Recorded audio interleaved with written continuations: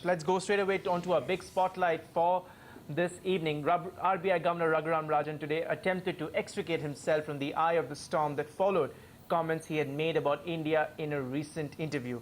Rajan said that the absence of context to his comment caused the misinterpretation.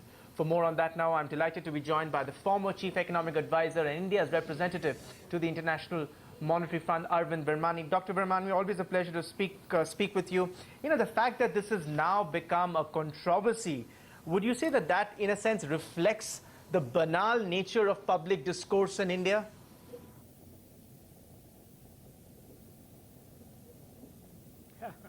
That's a very big question. When that statement was reported, I was a little puzzled actually because about a couple of days before that in Singapore, he was reported, again, one doesn't know anymore whether these statements are correctly reported, but he was reported to have said that India is on the cusp of a takeoff of some sort. I don't again remember the exact words, but that's what I recall. So 3 or 4 days after that, this statement was a little puzzling, I must say.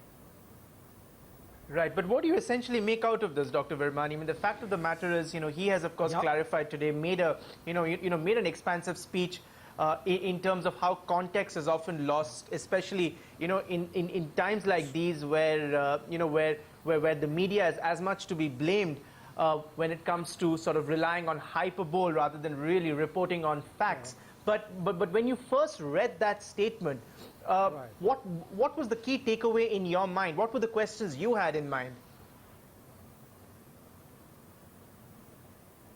Right. So today's speech, which I have seen again very sketchy reports, but from what I've understood, the basic clarification was that we are prone to optimism, over-optimism, and it is better to be cautious. I 100% agree with that statement, but I think it's slightly premature because I have seen this many times that the moment, at least 3 different times when I've been personally involved and I've personally warned senior people, whenever the economy gets to 8.5%, people suddenly think we are capable of 10, 11, I don't know, the sky is the limit type of thinking.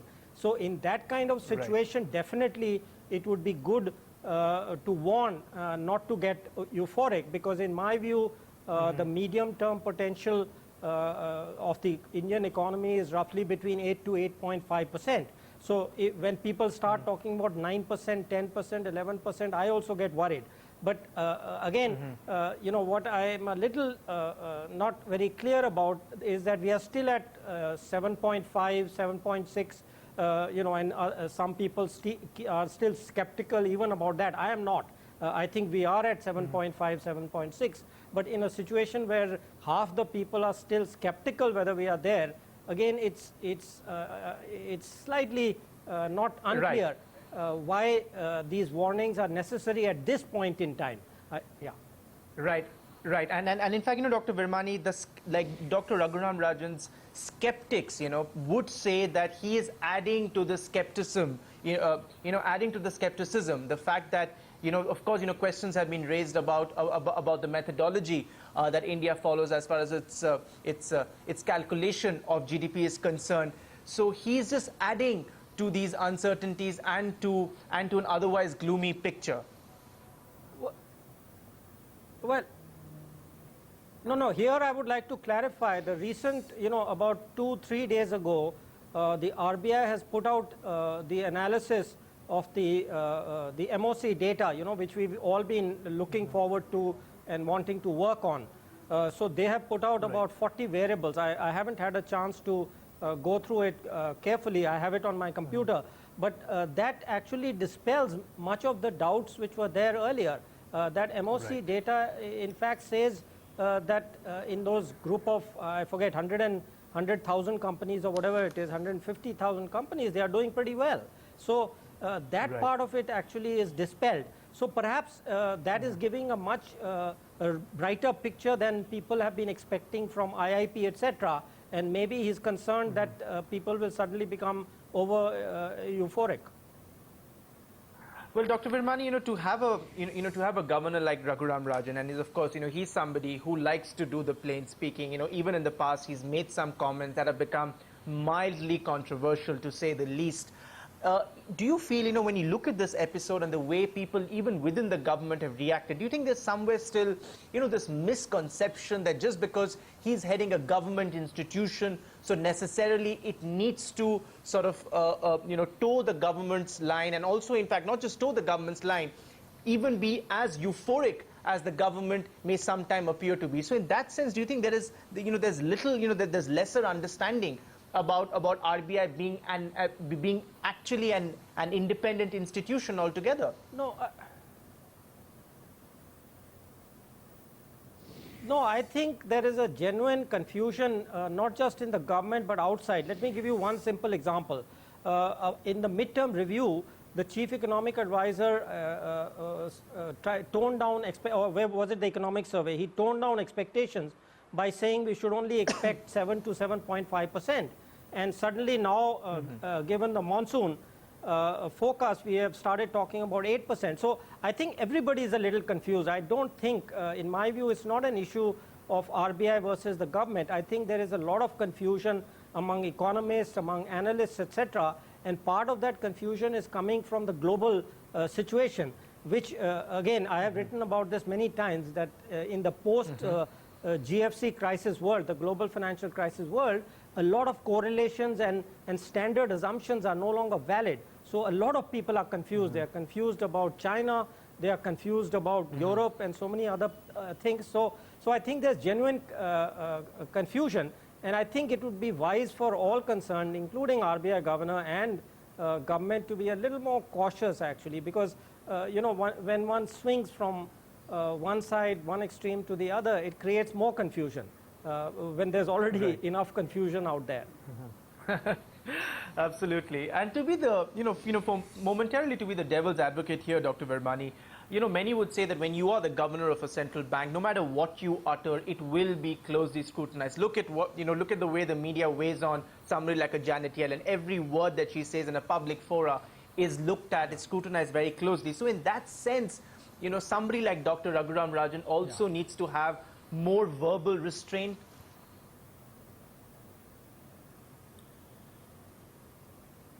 Well, your first part of your comment is absolutely 100% valid.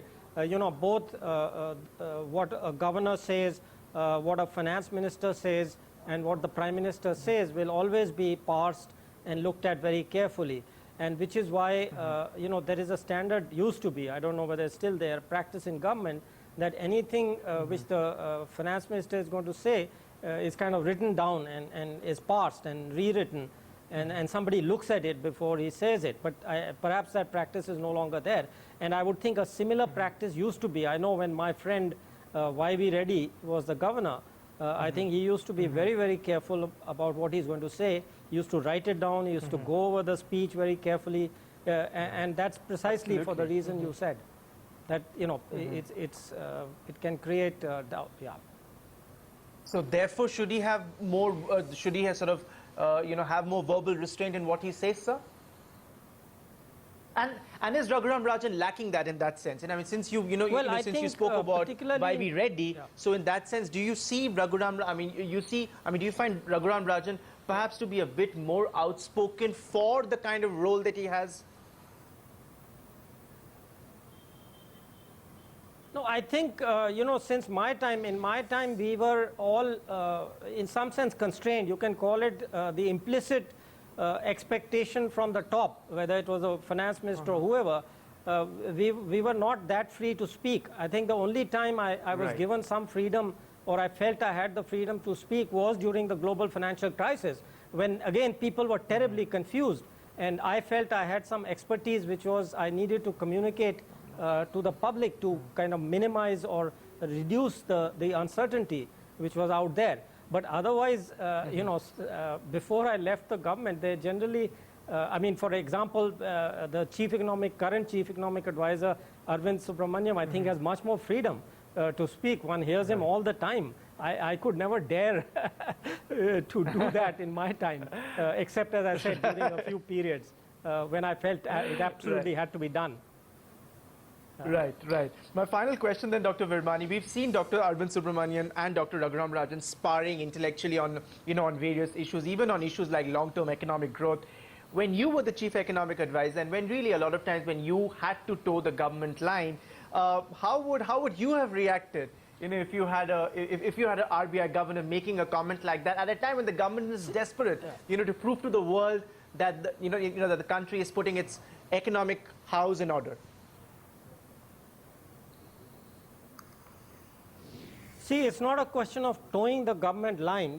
Somebody like a professional who knows his job, the only expectation is really, which I had, red line which I had for myself, was not to contradict the government directly. But towing the line doesn't mean that I would go out and speak for things which I thought was wrong. I used to just keep quiet, and by my non-speaking, make it clear that I was really not on, I didn't support that. So that one has to do. If you work for an employer, you really can't go out and start speaking against them publicly. That's not part of your job. In fact, that violates the terms of your contract. But there are ways to disagree, and that actually takes a lot of practice. I was fortunate. I was there for I don't know how many donkey's years, several decades. So one learned that as one went along. Right. Thank you very much, Dr. Virmani, for that conversation and for putting it in perspective, Dr. Raghuram Rajan's comments. Thank you very much. Always a pleasure to speak with you.